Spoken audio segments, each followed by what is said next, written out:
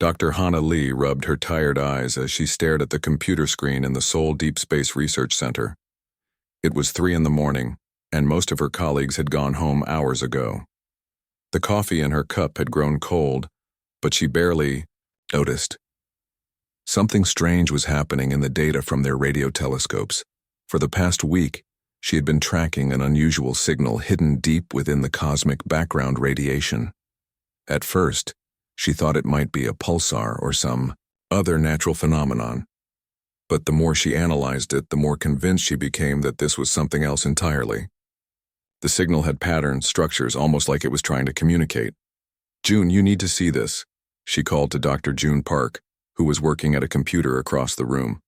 June was her closest colleague and one of the few people who shared her passion for searching for signs of extraterrestrial life.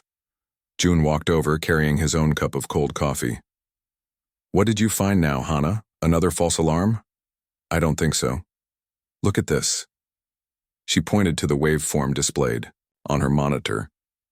"This signal has been repeating for 7 days now, but it's not just repeating. It's changing, evolving. Like someone is trying different ways to get our attention."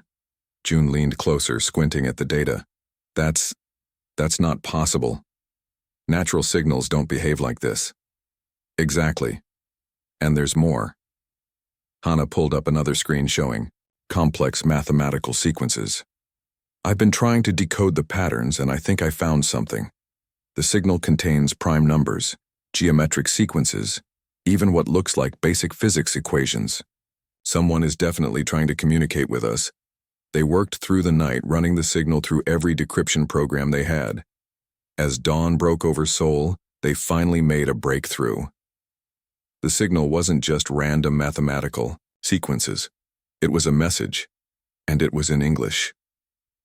"This is impossible," June whispered as they read the decoded text. "How can an alien signal be in English?" The message was short but terrifying. "Warning to Earth. I am Lieutenant Commander Min Ko, human, serving aboard hegemony vessel Eternal Dominion. Galactic Empire has marked Earth for conquest. You have 18 months. I repeat, 18 months until invasion fleet arrives. This transmission risks my life. Prepare. Fight. Survive." Hana felt her hands trembling as she read the message again. "Minko, that's a Korean name. How is there a human on an alien ship?" "Maybe it's a hoax," June suggested, but his voice lacked conviction. "Someone playing a very elaborate prank. With technology that can hide signals in cosmic background. Radiation? I don't think so. Hana saved all their data to multiple backup drives. We need to contact the government immediately." But before they could make any calls, another transmission came through. This one was longer and more detailed. Minko explained that he came from an alternate timeline where Earth had already been destroyed by the galactic hegemony 3 years ago. Through a strange accident involving experimental hegemony technology, he had been transported to this timeline and found himself serving aboard one of their ships. The hegemony, he explained, was a vast empire that controlled most of the galaxy. They conquered worlds not through complete destruction, but through integration, turning conquered species into slaves while strip mining their planets for resources. Earth had been selected for integration because of its strategic location and the perceived weakness of its inhabitants. "They think we're primitive," the message continued. "They expect to find a planet with chemical rockets and nuclear weapons. They don't know about our space stations, our advanced computers, or our ability to adapt quickly. Use this advantage. I've hidden supply caches throughout the outer solar system containing fragments of their technology. The coordinates are attached to this message." The transmission ended with a warning. "The advanced scouts are already watching you. In 6 months, you'll detect gravitational anomalies at the edge of your solar system. Don't ignore them. Those are their reconnaissance ships. After that, you have exactly 12 months before the main invasion force arrives. I cannot send more messages. They're starting to monitor communications more closely. Good luck. Make them pay for what they did to our world." Hana and June sat in silence for several minutes after the message ended. The weight of what they had discovered was overwhelming. An alien empire was coming to conquer Earth, and they were the only ones who knew about it. "Do you think anyone will believe us?" June asked quietly. They have to, Hana replied, already reaching for the phone to call the Ministry of Defense. Because if they don't, we're all going to die. Outside the research center, the sun was rising over Seoul, and the city was beginning to wake up. None of the millions of people starting their day had any idea that their world had just 18 months left before everything changed forever. 3 weeks after Dr. Hana Lee's discovery, the world's most powerful leaders sat around a table in an underground bunker beneath Geneva. President Yoon of the United Earth Coalition had called an emergency meeting after initial investigations confirmed the impossible truth. The gravitational anomalies had been detected exactly as Min Ko's message predicted. Ladies and gentlemen, President Yoon began, his voice heavy with the weight of humanity's future. Our scientists have confirmed it. We are not alone, and we are not safe. The room erupted in heated discussions. Some leaders still believed it was an elaborate hoax. Others demanded immediate military action.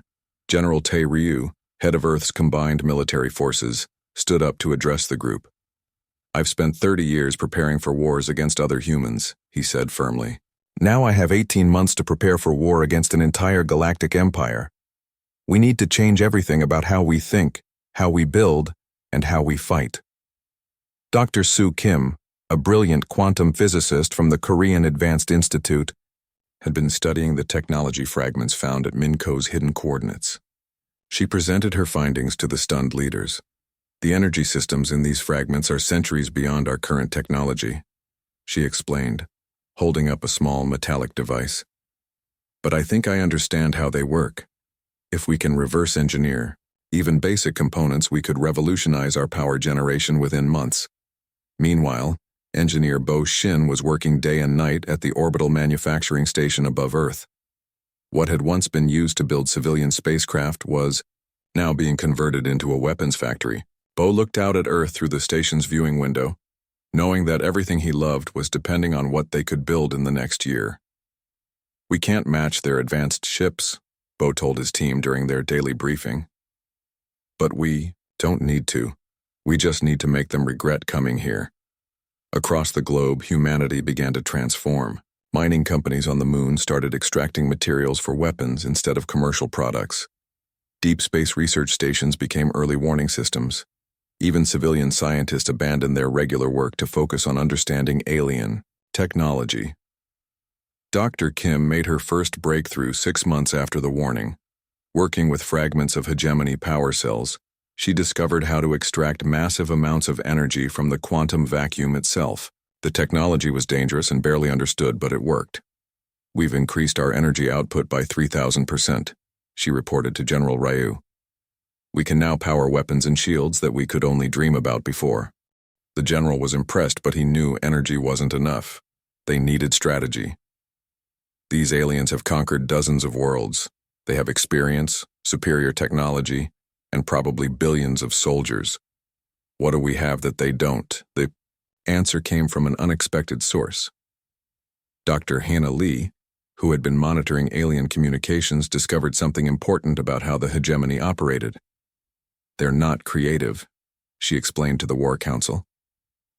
Every message I intercept follows the same patterns, the same protocols. They think in straight lines, following rules that never change. But humans, we adapt. We improvise. We find new solutions when the old ones don't work. This insight changed everything. Instead of trying to build ships that matched alien technology, human engineers began creating weapons that broke all conventional rules. Bo Shin converted cargo ships into ramming vessels filled with nuclear explosives. Dr. Kim's team learned to turn Earth's magnetic field into a weapon that could disable alien electronics. Commander Hai Wan, a former astronaut, began training pilots for a new kind of space combat. Forget everything you know about space battles, she told her trainees. We're not going to fight like civilized galactic citizens. We're going to fight like humans. As the months passed, Earth transformed into a fortress. Asteroid belts became minefields. Space stations became weapons platforms. Even civilian buildings on Earth were modified with hidden defense systems. The most important change, however, was in humanity itself. People who had never worked together began collaborating on a scale never seen before. Korean scientists shared data with American engineers. Russian miners worked alongside African technicians.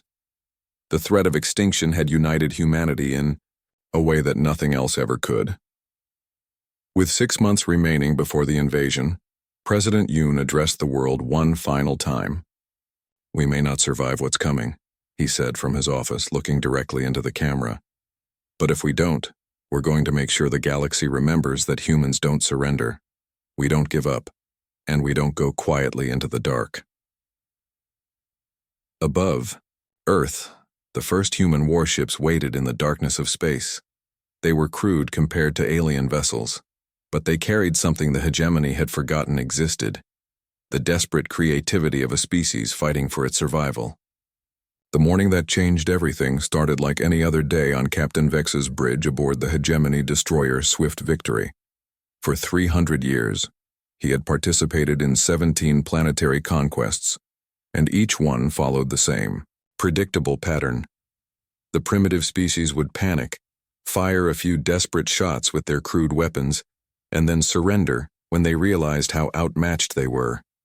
"Captain, we're detecting the third planet now," reported his sensor officer. "Population approximately 8 billion. Technology level appears primitive as expected." Captain Vex nodded with satisfaction. Earth would be integration number 18 for him, and probably the easiest yet. His advance fleet of 50 ships should be more than enough to handle whatever these humans could throw at them. "Begin standard approach," he ordered. "Activate intimidation protocols. Let them see our ships and understand how hopeless resistance would be." But as the hegemony fleet moved toward Earth, something unexpected happened. Instead of the usual, panicked radio transmissions begging for mercy, the human communications were calm and organized.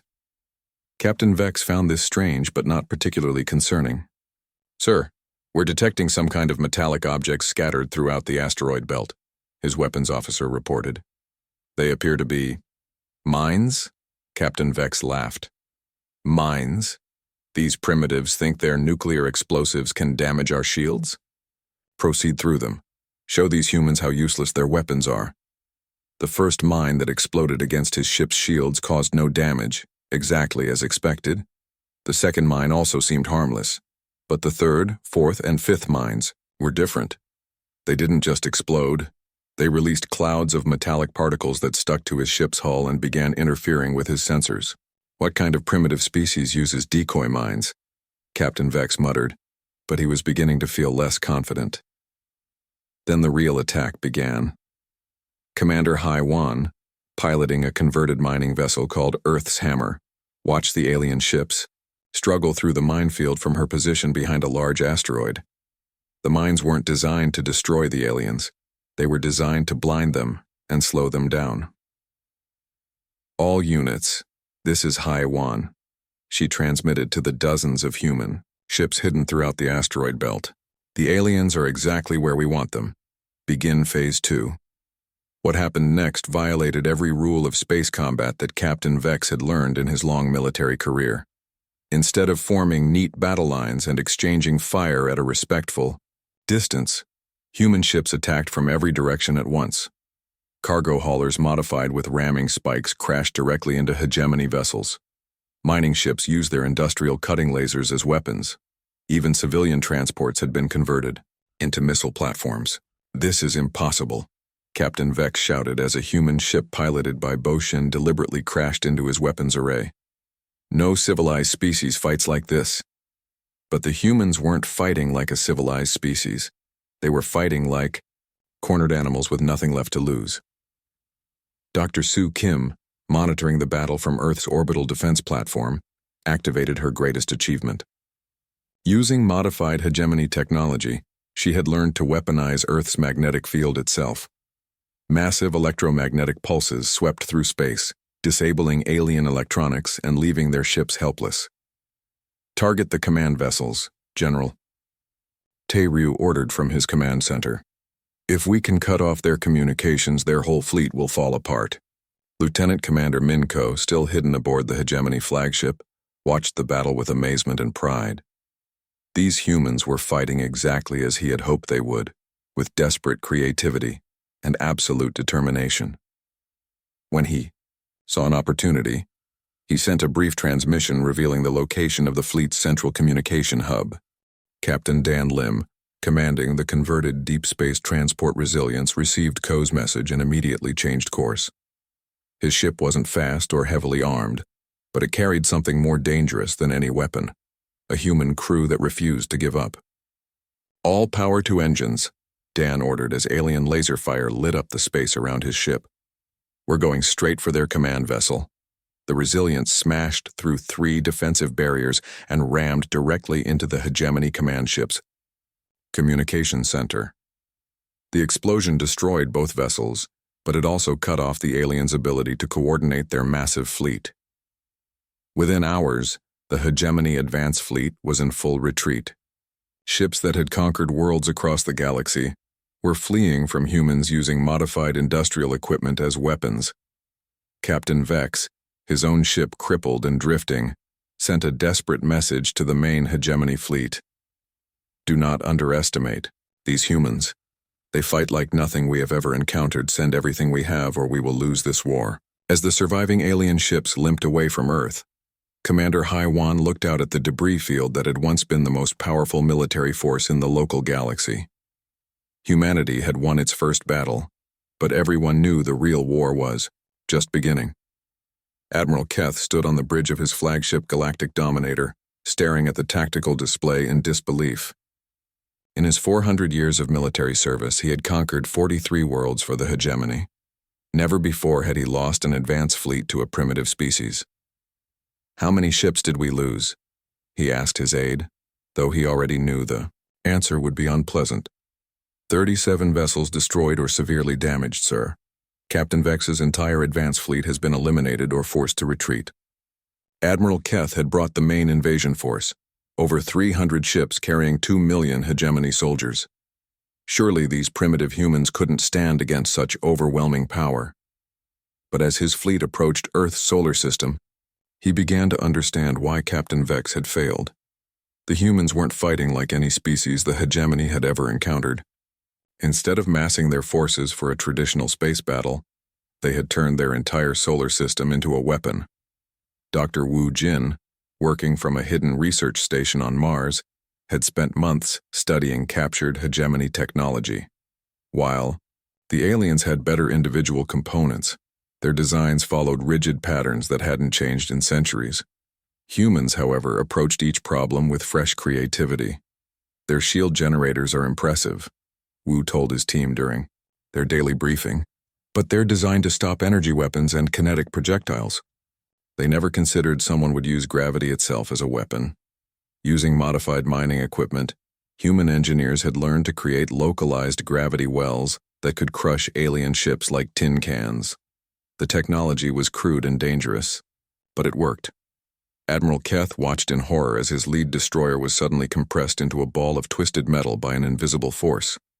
His sensors couldn't even detect where the attack had come from. "What kind of weapon was that?" demanded. "Unknown, sir. Our databases contain no record of gravity-based weapons being used by primitive species." Meanwhile, Commander Haiwan was coordinating Earth's defense from her new command ship, Second Chance. She had learned something important about Hegemony tactics during the first battle. They relied heavily on centralized command structures and predictable battle formations. "Listen carefully," she transmitted to the 100 human vessels spread throughout the solar system. "Don't try to match their firepower. Instead, force them to react to us. Keep them guessing. Make them afraid." Engineer Bo Shin, now commanding a squadron of converted industrial ships, received Haiwan's orders with grim satisfaction. His vessels looked nothing like traditional warships, but that was exactly the point.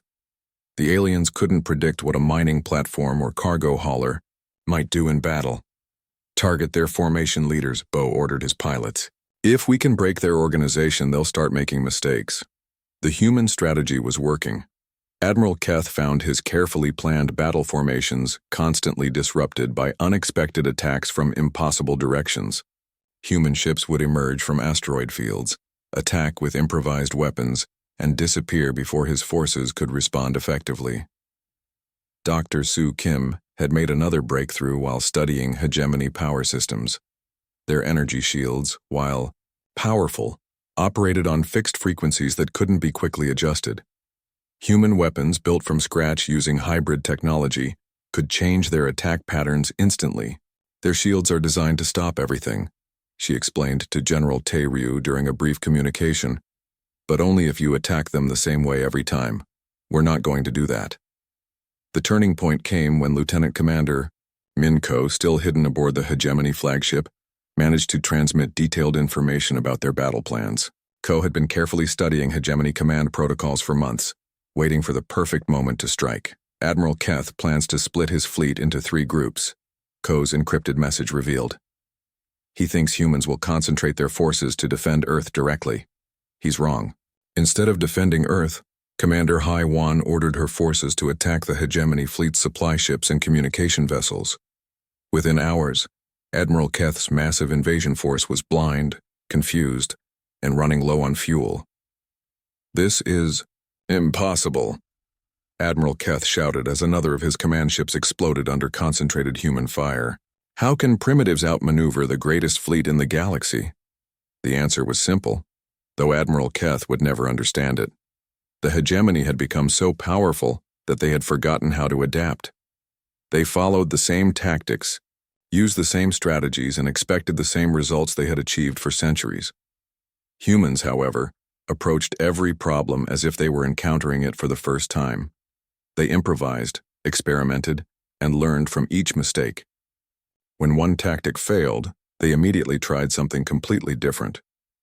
Captain Dan Lim, commanding a group of modified research vessels, summed up the human advantage in a transmission to his fellow pilots. "They've been winning for so long, they forgot how to lose. We've been losing our whole lives, so we know how to fight back." As Admiral Keth's flagship limped away from Earth with less than half his original fleet, he sent a desperate message to the Hegemony Council. "These humans are not primitive. They are the most dangerous species we have ever encountered." 6. Months after the battle that shocked the galaxy, Admiral Keth found himself in the most humiliating position of his long military career. He sat across from President Yoon in the conference room of the human vessel Indomitable, preparing to discuss terms of surrender with a species the Hegemony had classified as technologically insignificant. The Hegemony Council had ordered these negotiations after receiving disturbing reports from across their empire.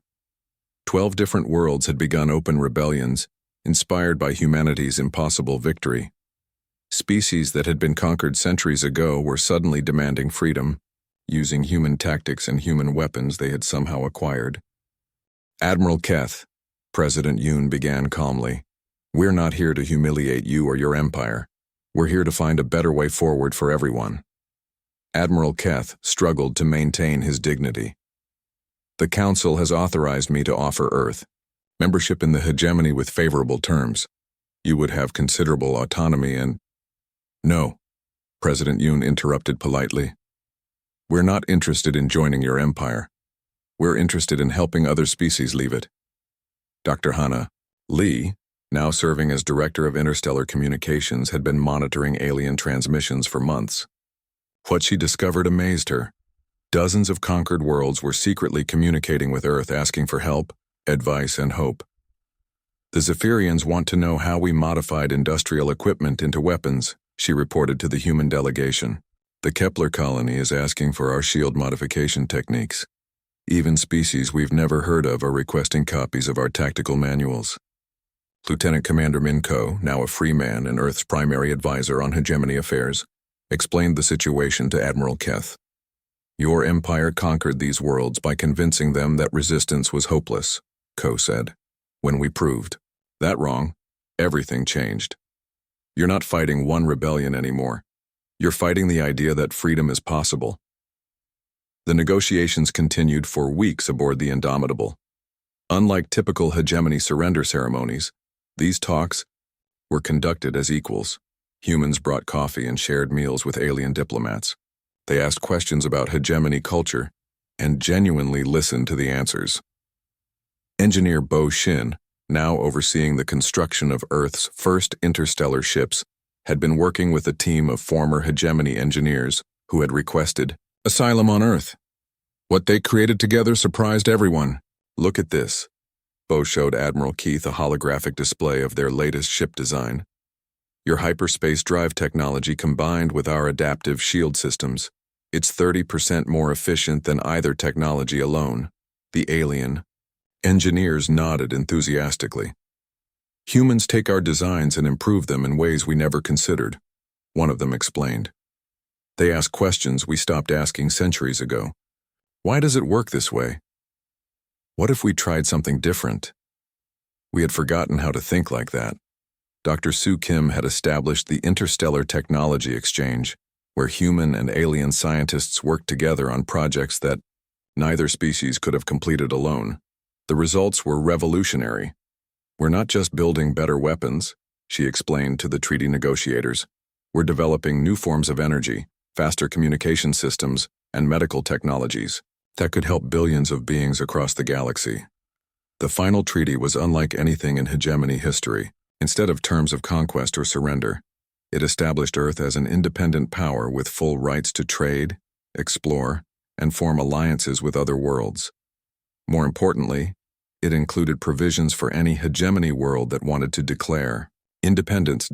Commander Hai Wan, now Admiral of Earth's small but growing interstellar fleet, understood the real significance of what they had achieved. We didn't just win a war, she told her staff during their final briefing. We changed the rules of how civilizations interact in this galaxy. Instead of conquest and submission, we're offering cooperation and mutual growth. The ceremony concluding, the negotiations was held in the observation deck of the Indomitable, with Earth visible through the large windows. Representatives from both species signed the historic agreement while looking down at the world that had changed everything. 1 year later, Dr. Hana Lee stood in the same Seoul research facility where she had first detected Min Ko's warning. But now, instead of searching for signals from space, she was coordinating communications with humanity's new allies across the galaxy. Message from the Kepler colony, her assistant reported.